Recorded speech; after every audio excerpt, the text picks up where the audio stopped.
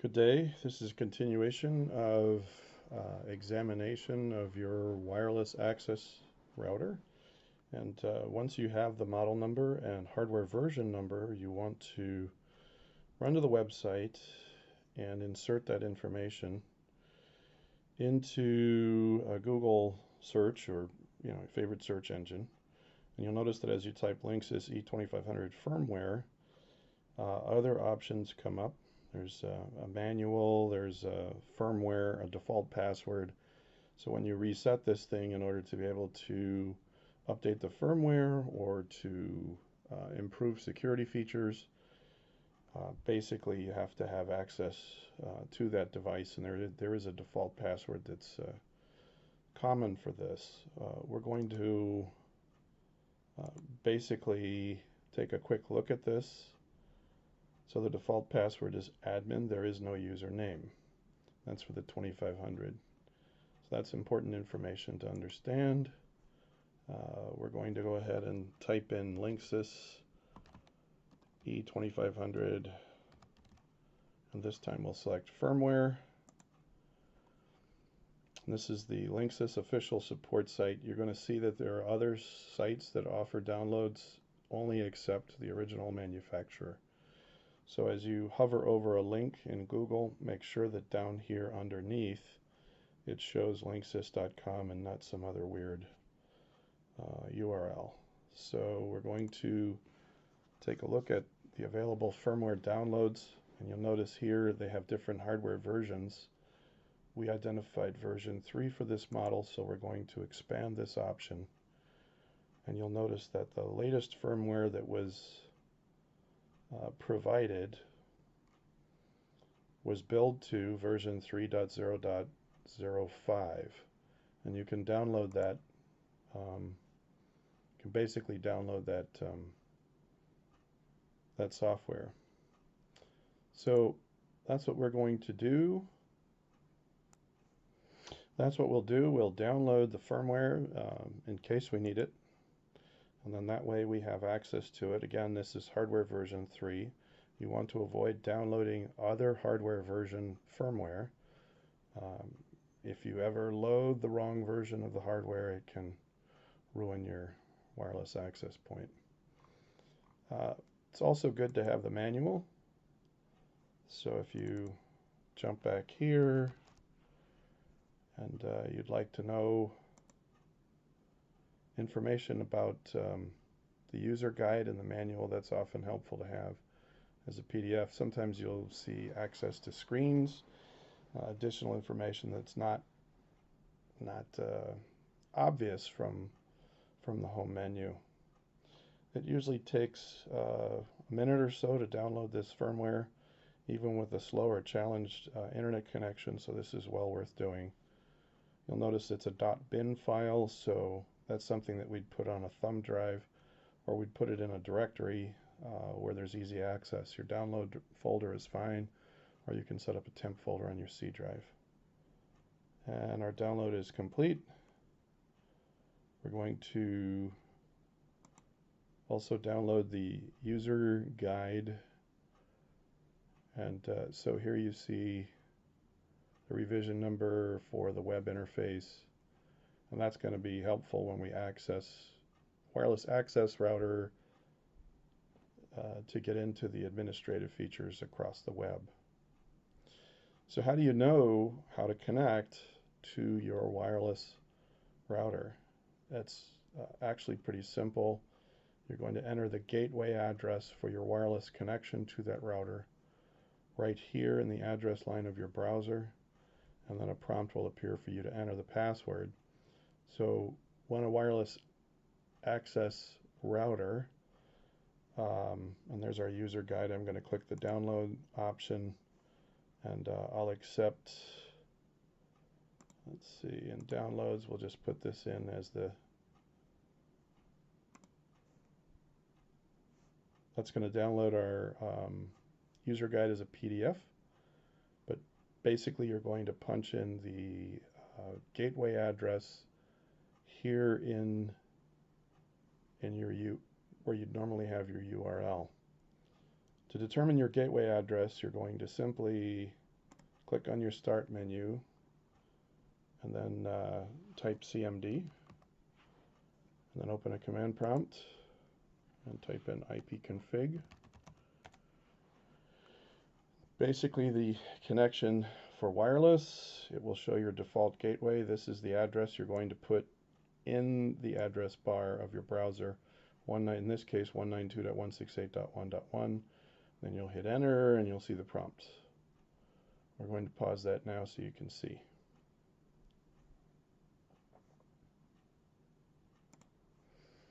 So we'll minimize this for now. And up here we're going to enter 192.168.1.1.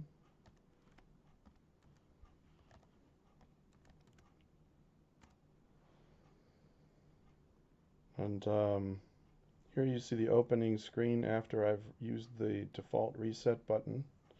So it's asking me to go ahead and continue with setup here. And this is usually a good thing to do, where you can walk through a wizard and turn on additional security features. There's also Linksys connection software for an app. So you can basically connect to the Wi-Fi using a smartphone or a tablet, and then use the app to connect to manage features. That's another way to do this.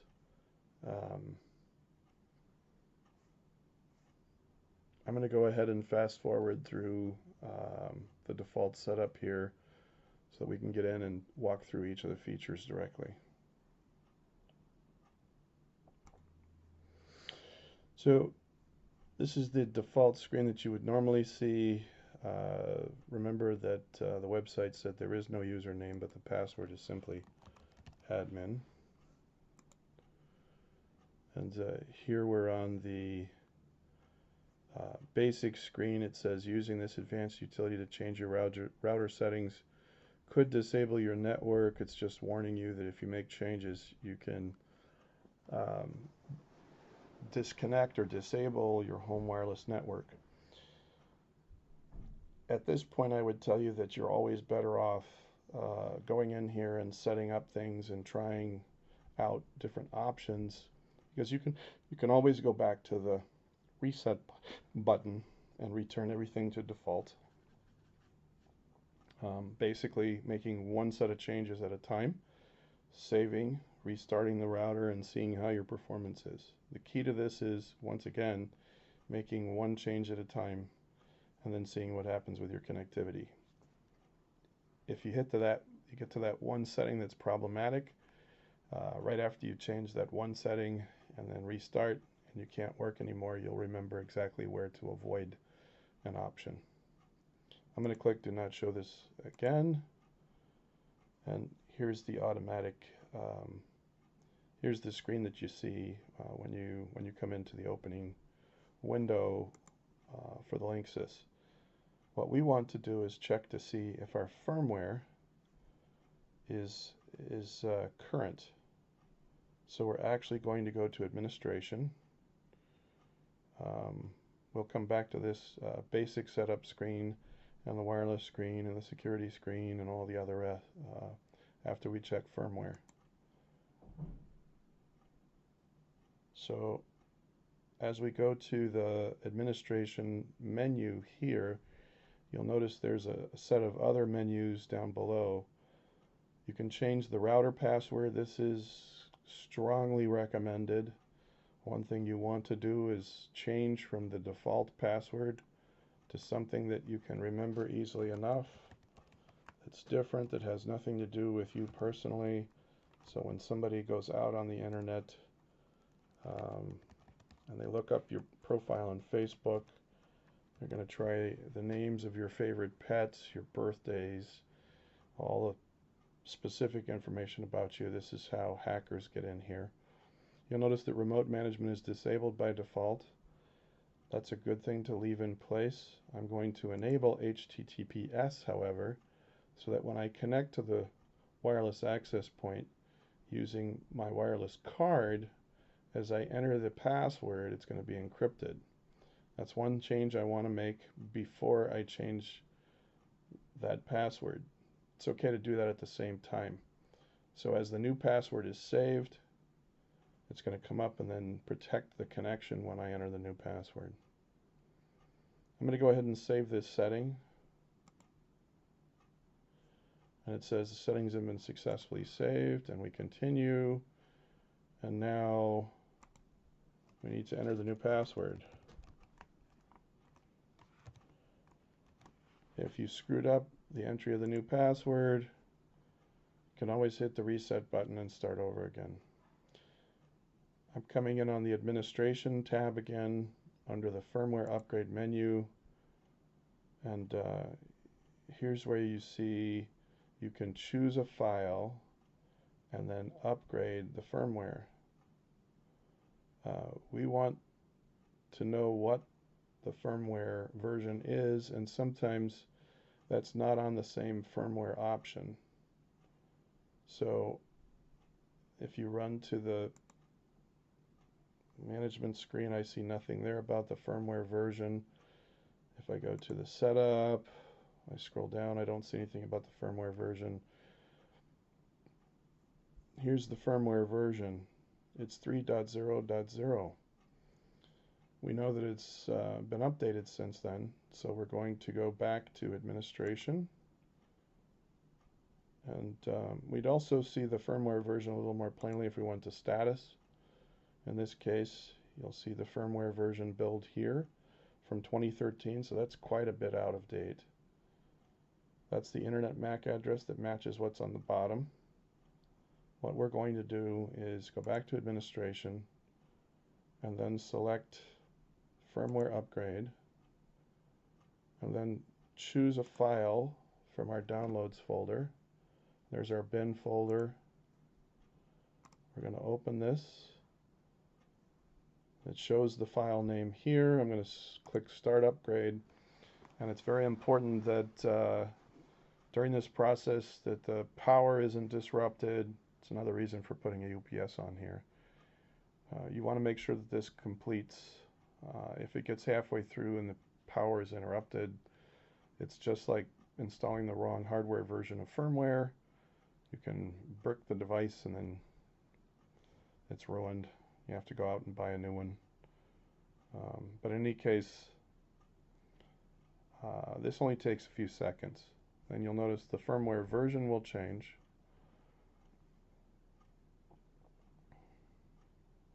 So it says, please don't turn off the power or press the reset button.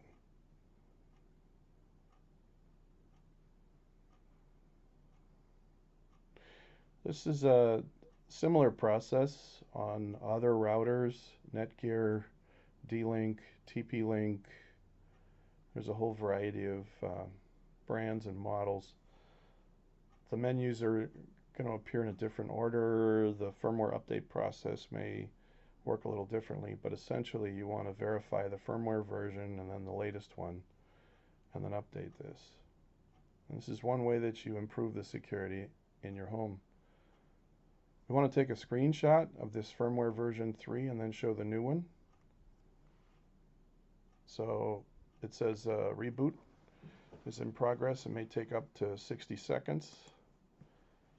And as it comes up, you should have the old version screenshot and the new version screenshot to compare for your assignment, your submission. So we'll pause until the reboot's finished.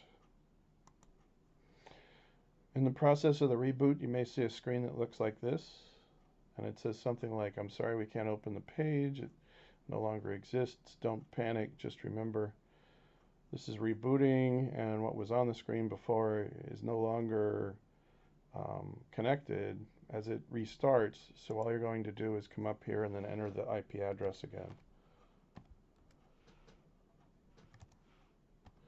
It's quite common when you flash new firmware that passwords are reset to default and so on.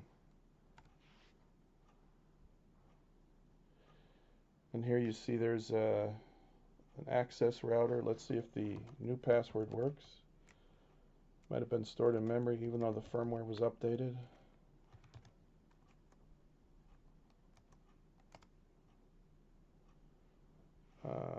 Let's try this again. I want to see if my caps lock key is on. Yep, my caps lock key is on, so I'm going to take that off. That's why my password didn't work.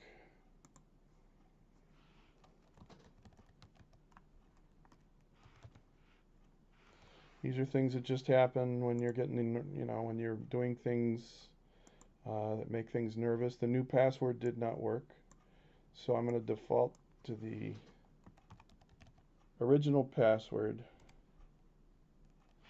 and I should be able to get in at this point.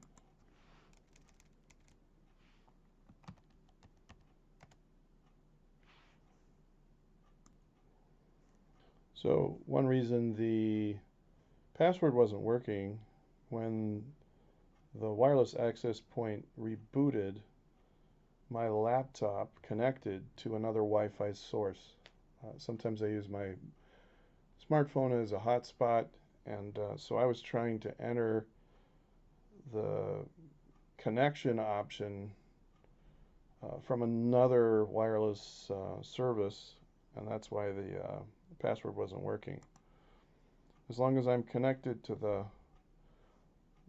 back to the Linksys again, I should be able to go in here and enter 192.168.1.1, and I have my router access again.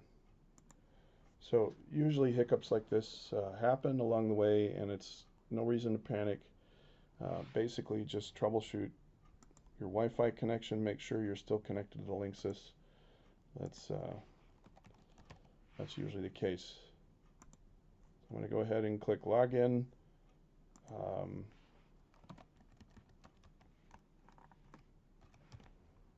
Hopefully the new password I set up is still good, and it is. So the new password I set up is still good. If I check status, you'll see now that I have a new firmware from September of 2018. It's build 3.0.05 build 2. I'm going to capture a screenshot of this to submit, showing the new version of the firmware, along with some other setting enhancements for better security. This concludes our review of how to update a wireless access router firmware.